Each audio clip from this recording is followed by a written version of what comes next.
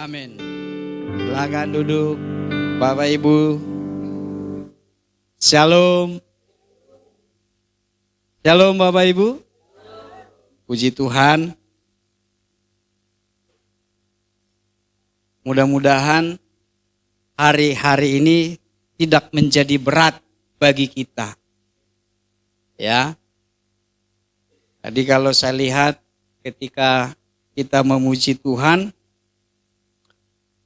pujian tadi gunung-gunung bersorak, ya pohon-pohon bertepuk tangan, senyum, kata pujian tadi. Saya coba lihat jemaat, ya hari-harinya berat, mungkin pergumulannya banyak, sehingga susah untuk senyum. Ya, Bapak Ibu coba lihat senyum saya. Bisa senyum enggak? Puji Tuhan ya, luar biasa. Jadi cerah. Jadi kalau Bapak Ibu mau mendengar firman Tuhan, saya juga jadi keringat dingin kalau mukanya begini. Ya, jangan buat saya terintimidasi dengan wajah-wajah Bapak Ibu yang terlalu serius. Ya, baik. Mari kita buka Alkitab kita dari Kisah Para Rasul pasal yang pertama ayat yang ke-8. Kisah Para Rasul pasal yang pertama ayat yang ke-8. Bapak Ibu sudah semua punya Alkitab ini? Yang ada duanya ini? Kalau belum ada, yang lama sudah dikumpulkan saja. Nanti kita tinggalkan yang lama, kita beralih ke yang baru. Sudah semua ya? Ada? Yang belum dapat yang seperti ini? Ibu, Tukito ini ibu ini belum nih, Ibu Simon. Langsung tarik yang lama. Biar satu bahasa Alkitab kita. Ya, kalau belum, gitu.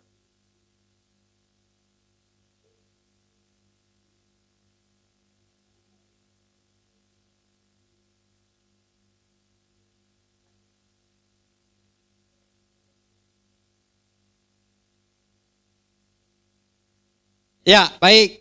Nah ya, ada satu lagi yang belum nih.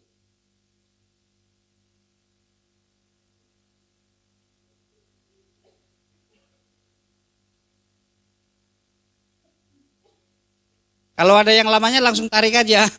Biar enggak bingung nanti bawa yang mana ini ke gereja ya. Ya, saya bacakan buat kita, perhatikan Alkitabnya. Kisah Para Rasul pasal yang pertama ayat yang ke-8. Tetapi kamu akan menerima kuasa bila Roh Kudus turun ke atas kamu, dan kamu akan menjadi saksi-saksiku di Yerusalem, di seluruh Yudea dan Samaria sampai ke ujung bumi. Ya. Nah, kalau kita lihat di sini dikatakan bahwa kamu akan menjadi saksi-saksiku. Bersaksi ya atas kebenaran Kristus. Bapak Ibu Saudara, gereja ada di Indonesia ini itu merupakan buah dari kesaksian oleh orang-orang yang datang dari Eropa. Ya. Misionaris masuk ke Indonesia di tahun 1814. Ya, datang ke Batavia. Ada yang namanya Joseph Kam. Ada namanya Bragg dan Super. Joseph Kam ketika tiba di Batavia, dia melanjutkan perjalanannya ke Maluku. Bragg, dia melanjutkan perjalanannya ke Semarang. Dan Super, dia tinggal di Batavia. Ini misionaris dari Belanda. Ada lagi William Robinson, misionaris dari Inggris. Dia menyampaikan kabar baik di Pulau Jawa. Sehingga lahirlah gereja-gereja di Pulau Jawa ini, termasuklah di DKI Jakarta.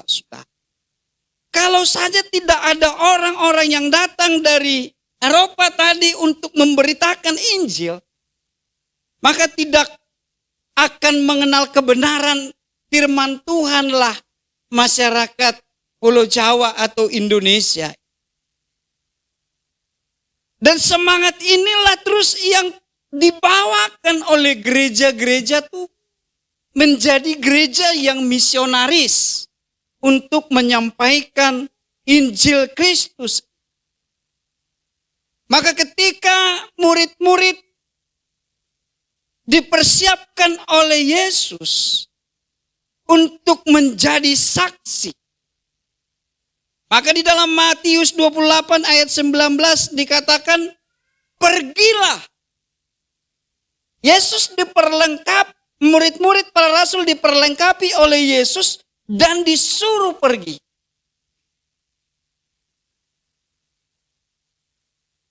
Bapak Ibu Saudara, murid-murid tidak pergi begitu saja. Diperlengkapi dengan pengetahuan, diperlengkapi dengan kuasa. Maka dikatakan di dalam Kisah 1 ayat 8. Tetapi kamu akan menerima kuasa kalau Roh Kudus turun atas kamu. Kamu akan menjadi saksi. Menjadi saksi, mereka pergi melakukan sesuatu. Kamu akan menerima kuasa, yaitu kemampuan untuk melakukan sesuatu di dalam pekerjaan Tuhan. Itu menjadi modal kita di dalam bersaksi. Pertanyaannya Bapak Ibu Saudara, apa yang harus kita lakukan sebagai gereja Tuhan? Dikatakan tadi, kamu akan menjadi saksiku di Yerusalem. Ada tahapannya. Yudea, Samaria, sampai ke ujung bumi. Yerusalem berbicara apa Bapak Ibu? Kita mulai dari diri kita. Alami Kristus dalam kehidupan kita. Perjumpaan secara pribadi dengan Tuhan. Mengalami kebaikan-kebaikan Tuhan dalam kehidupan kita. Kita ada pada pagi hari ini, kita tidak bisa mengatakan bahwa sepanjang hidupku saya tidak pernah mengalami kebaikan. Tentu kita ada, semua karena kebaikan Tuhan dalam kehidupan. Kalau berbicara tentang Yerusalem, kalau kita sudah mengalami karya Kristus dalam kehidupan kita, maka kita mulai juga dengan kehidupan keluarga kita. Sanak saudara kita nanti berbicara tentang Yudea. Jangan sampai kita mulai dari ujung bumi. Padahal dalam satu rumah, saudara-saudara dekat kita belum mengalami perjumpaan dengan Kristus. Kita belum bersaksi bagi mereka. Tapi kita udah pergi ke pedalaman-pedalaman untuk menginjili. Seyogyanya Bapak Ibu Saudara, kita mulai dari Yerusalem, Yudea, ya, baru Samaria. Samaria berbicara orang-orang yang belum mengenal Kristus, orang-orang yang kalau mereka bilang orang-orang kafir gitu ya. Orang-orang di lingkungan kerja, tetangga, itu bicara tentang Samaria. Lalu bicara tentang ujung bumi, itu bicara tentang di mana saja kita. Kita harus punya gairah untuk bersaksi, sudah.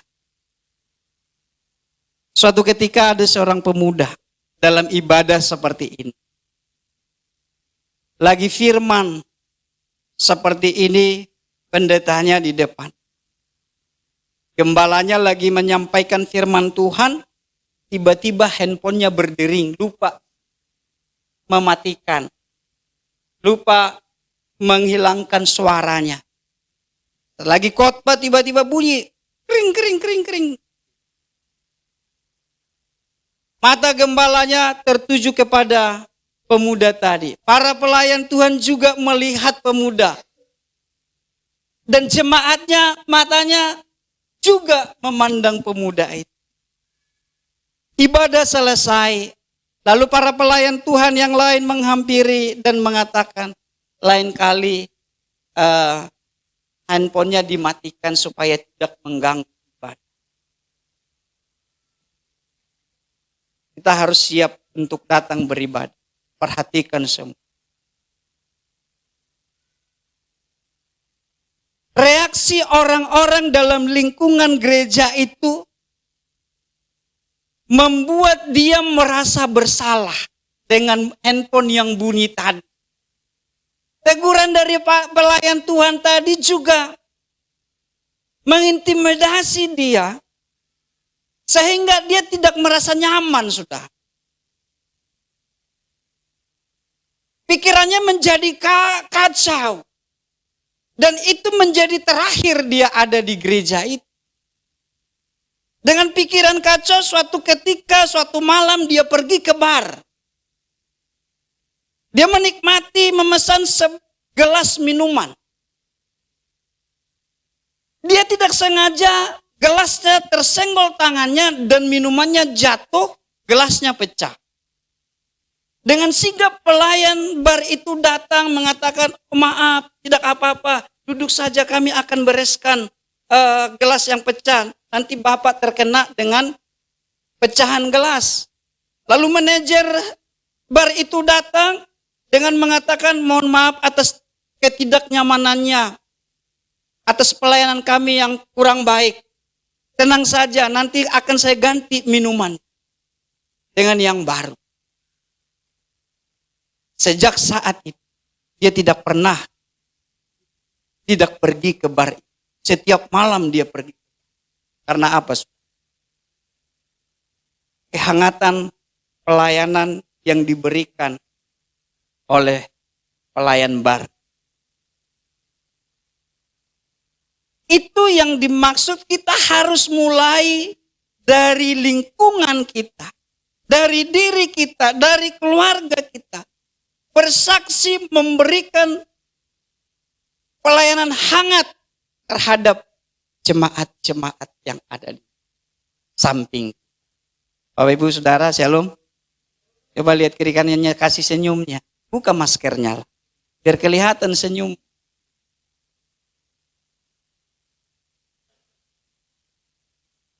Mengapa kita harus bersaksi? Karena itu merupakan perintah Yesus. Bapak Ibu, perintah itu harus dilaksanakan. Dasar teologisnya apa? Coba kita lihat. Roma 5 ayat yang ke-12.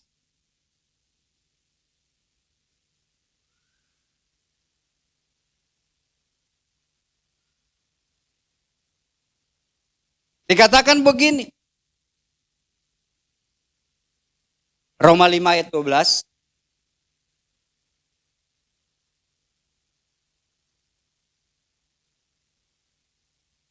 Sebab itu sama seperti dosa telah masuk ke dalam dunia melalui satu orang. Dan melalui dosa itu juga maut. Demikianlah maut itu telah menjalar kepada semua orang. Karena semua orang telah berbuat dosa. Dikatakan di situ dosa itu telah menjalar. Roma 6 ayat 23 dikatakan adalah upah dosa maut. Jadi dunia sedang bergerak menuju kepada kebinasaan itu. Makanya Yesus katakan pergi. Itu menjadi dasarnya kenapa Yesus perintahkan murid-murid untuk pergi bersaksi.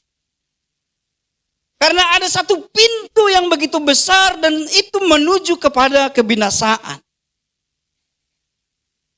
Dan Tuhan tidak mau manusia itu masuk ke sana.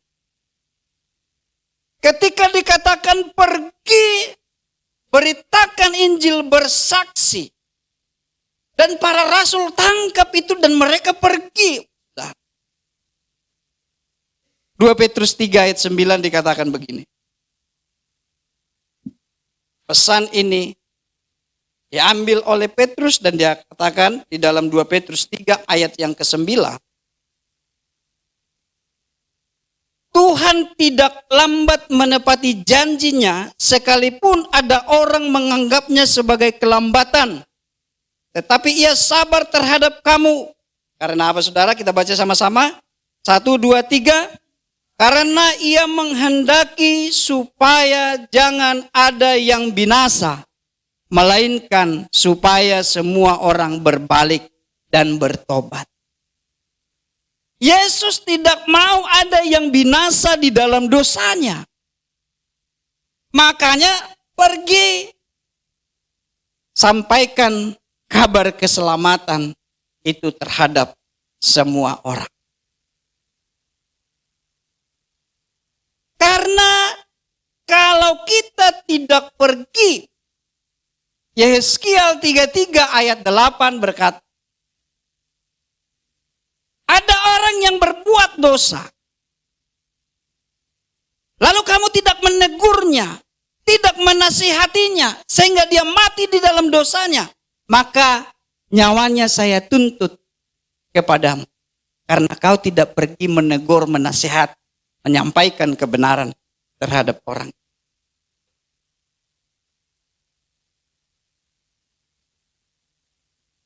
Berarti besar resikonya bagi kita jika kita tidak melakukannya, saudara. Makanya perintah itu harus kita tangkap dan kita laksanakan. Supaya suatu saat tidak dituntut kepada kita. Karena kita tidak melakukan sesuatu. Karena berbicara dosa, bukan hanya saja kita melakukan apa yang Tuhan larang. Tapi kita tidak melakukan apa yang Tuhan perintahkan. Itu adalah dosa. Dan ada konsekuensinya. Bapak Ibu.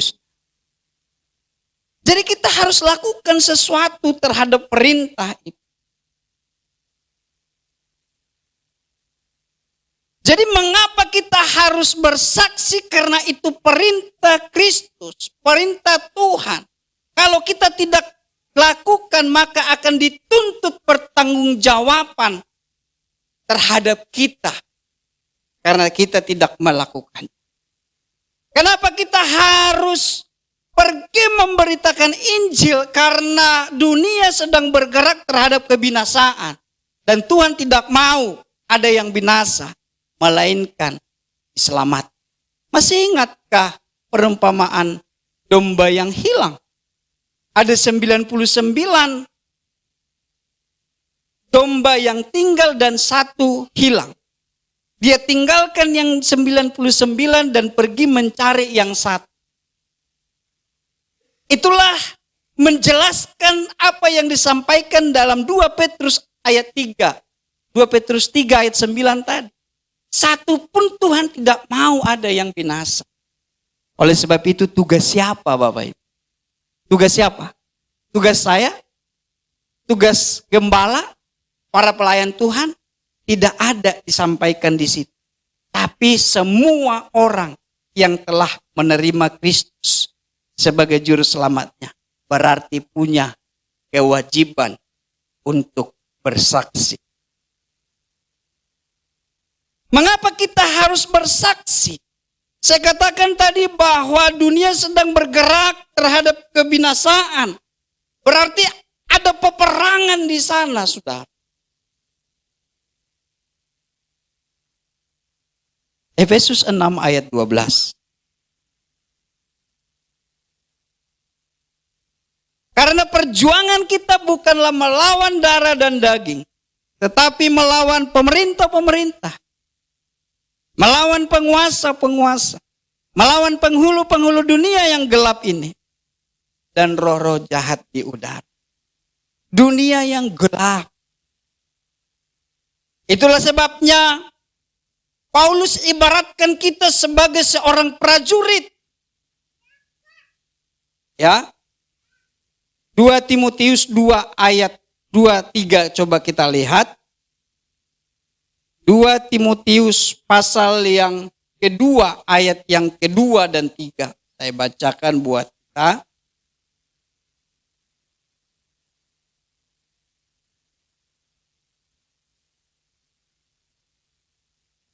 Apa yang telah engkau dengar dariku di depan banyak saksi, percayakanlah itu kepada orang-orang yang dapat dipercaya, yang juga pandai mengajar orang lain. Ikutlah menderita sebagai seorang prajurit yang baik dari Kristus Yesus. Berjuang layaknya seorang prajurit untuk melawan pemerintah-pemerintah, penguasa-penguasa, penghulu-penghulu dunia yang gelap dan roh-roh jahat di udara. Prajurit dipersiapkan untuk apa? Untuk peperangan, saudara. Peperangan sekarang terjadi di Israel dan Hamas. Banyak prajurit yang gugur. Ya karena prajurit antara hidup dan mati. Karena mereka dipersiapkan untuk itu. Seandainya di Indonesia ada perang, bukan kita yang maju. Ada para prajurit yang sudah dipersiapkan. Kecuali ketika belum merdeka, ya rakyatnya yang menjadi prajurit. Kita sudah dipersiapkan oleh Kristus menjadi seorang prajurit. Tujuannya apa?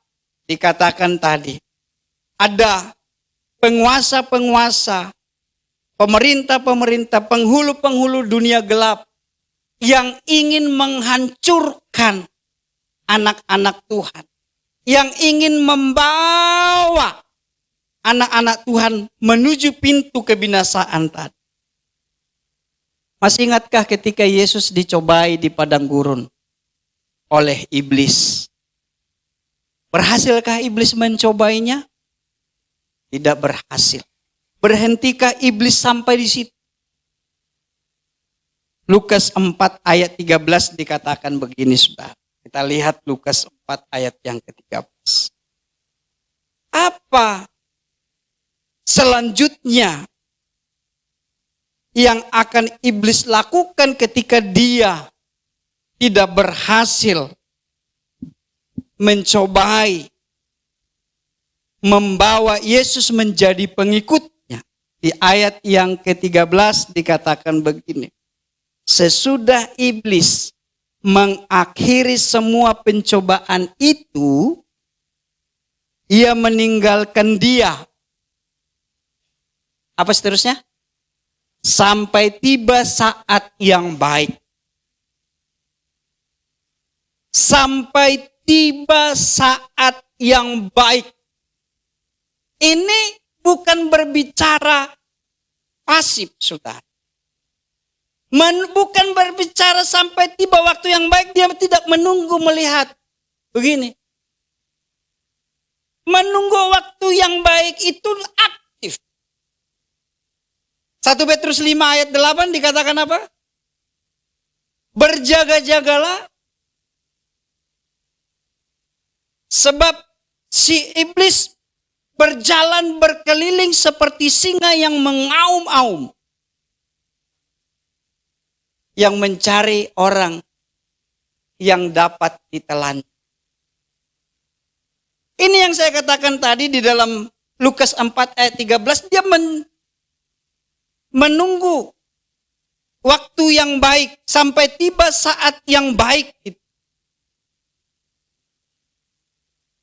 Iblis menunggu saat yang baik baginya untuk menghancurkan orang-orang percaya. Tapi sekali lagi saya katakan, menunggu tidak seperti pemahaman kita.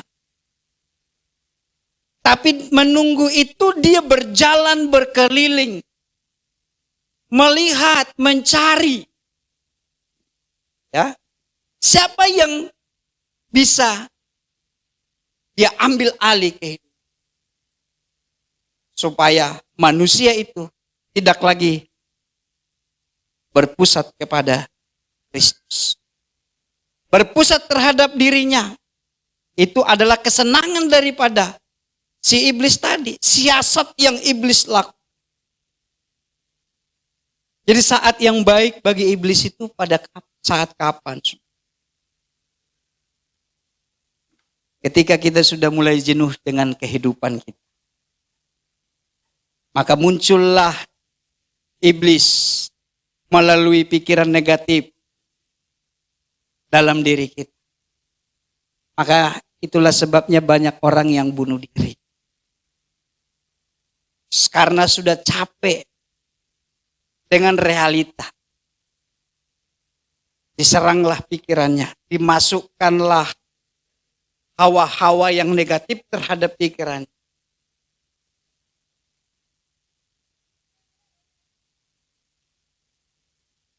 Saat yang baik bagi iblis. Ketika kita sudah tidak lagi bersyukur dengan apa yang Tuhan berikan bagi kita. Pada saat kita sudah mulai membanding-bandingkan kehidupan kita dengan orang lain. Ekonomi kita dengan ekonomi orang lain. Ketika kita tidak lagi merasa cukup dengan berkat yang kita dapatkan, maka itu berpotensi iblis datang melalui pikiran negatif tadi. Yang tidak merasa cukup, maka dia akan mengambil apa yang tidak menjadi bagiannya. Apa yang tidak menjadi hak.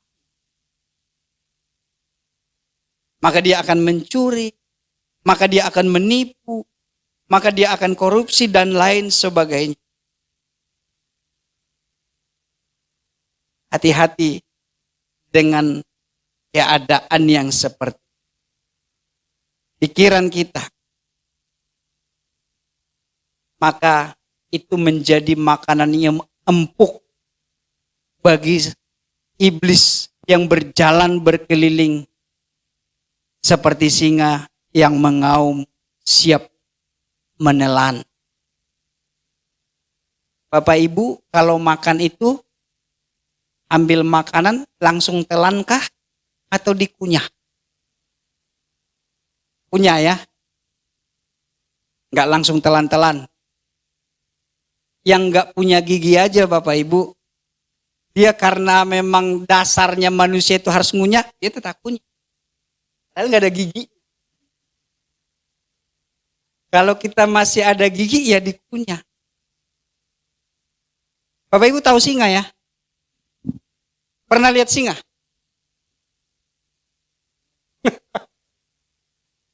Jangan bilang nanti suami atau istrinya, ya ini singa saya di rumah. Kerjanya mengaum. Hati-hati, bisa ditelan. Singa itu nelan apa? Gimana sih cara makannya? Cabik-cabik ya. Dakar gitu kan. Sobek-sobek gitu kan. Mana ada pernah singa menelan? Langsung, umpamanya dia dapat domba, langsung ditelan enggak? Yang suka nelan itu apa Bapak Ibu? Ular. Jadi Bapak Ibu mau singa atau ular?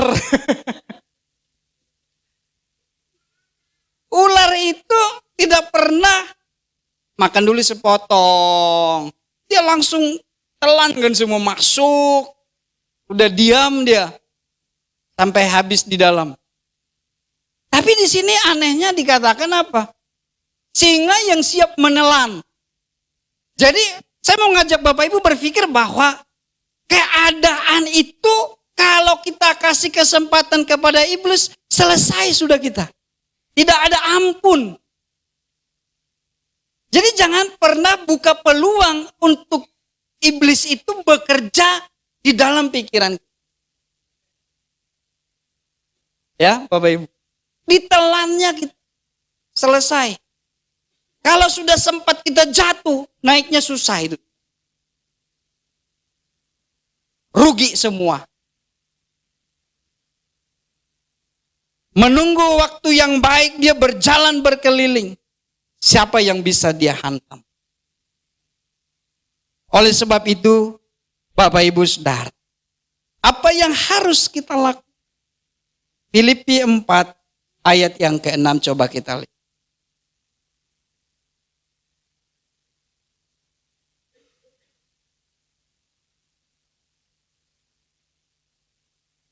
Filipi 4 ayat yang ke-6 sampai 8 saya bacakan buat kita.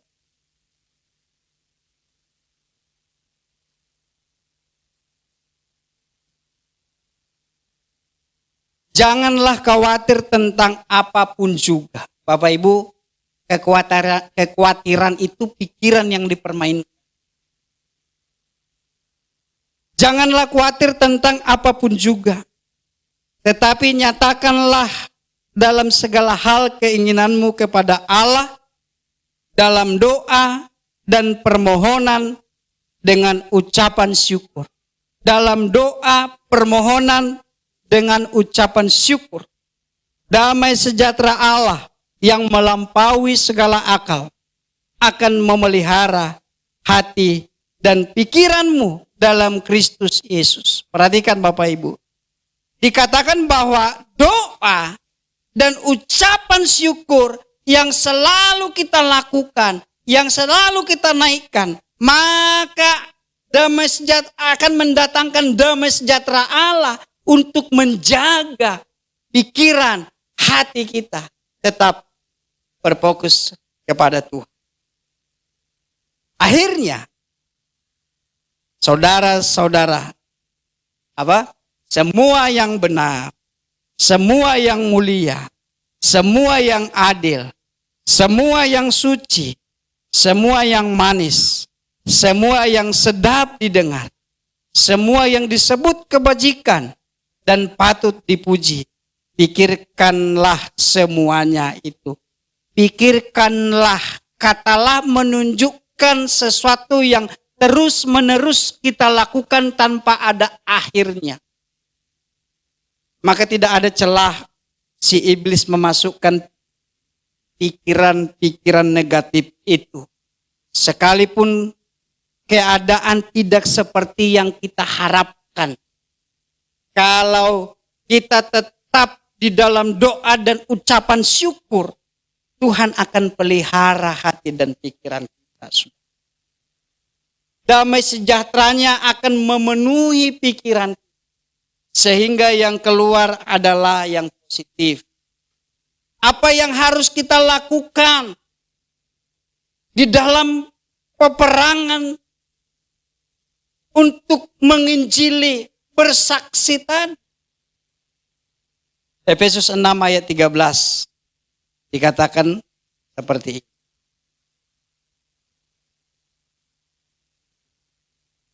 Efesus 6 ayat yang ke-13. Kemarin kita sudah mendengarkan ini dari Ibu Pendeta yang khotbah sini. Efesus 6 ayat yang ke-13. Sebab itu ambillah seluruh perlengkapan senjata Allah supaya kamu dapat mengadakan perlawanan. Ingat tadi kita dalam peperangan, ya. Maka dikatakan ambil seluruh perlengkapan senjata Allah supaya kamu dapat mengadakan perlawanan pada hari yang jahat itu dan tetap berdiri sesudah kamu menyelesaikan segala sesuatu. Jadi berdirilah tegap, berikat pinggangkan kebenaran, berbaju jirahkan keadilan, kakimu berkasutkan kerelaan untuk memberitakan Injil. Ya, kakimu berkasutkan kerelaan untuk memberitakan Injil. Ternyata itu merupakan senjata kita. Kerelaan untuk memberitakan Injil. Dan itu yang harus kita, harus ada kerelaan. Miliki spirit, gairah, sebagai seorang prajurit tadi. Prajurit tidak bisa berkata tunggu dulu, nanti dulu. Nggak bisa. Ayat 18 dikatakan, 17 saya mulai. Dan terimalah ketopong keselamatan dan pedang roh, yaitu firman Allah. Ini juga tidak kalah penting. Ya, firman Allah, saudara. Kita tidak akan pernah punya pengetahuan tentang firman ini kalau kita tidak baca. Bagaimana kita bisa menyampaikan kepada orang kalau kita tidak pernah baca dan alami? Ayat yang terakhir dikatakan tadi, dengan segala doa dan permohonan, berdoalah setiap waktu di dalam roh, dan berjaga-jagalah di dalam doamu itu dengan permohonan yang tak putus-putusnya untuk semua orang-orang kudus. Berdoalah setiap waktu. Berdoalah selagi ada waktu. Bukan.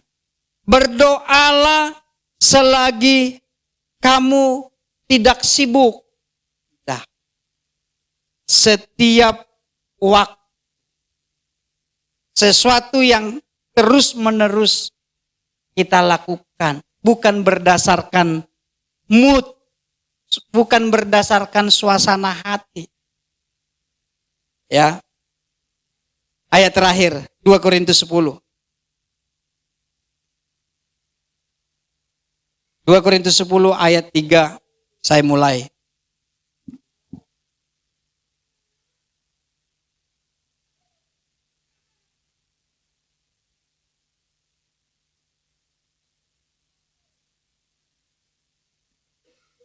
Memang kami masih hidup di dunia, tetapi kami tidak berjuang secara dunia. Karena senjata kami dalam perjuangan bukanlah senjata duniawi, melainkan senjata yang diperlengkapi dengan kuasa Allah, yang sanggup untuk meruntuhkan benteng-benteng.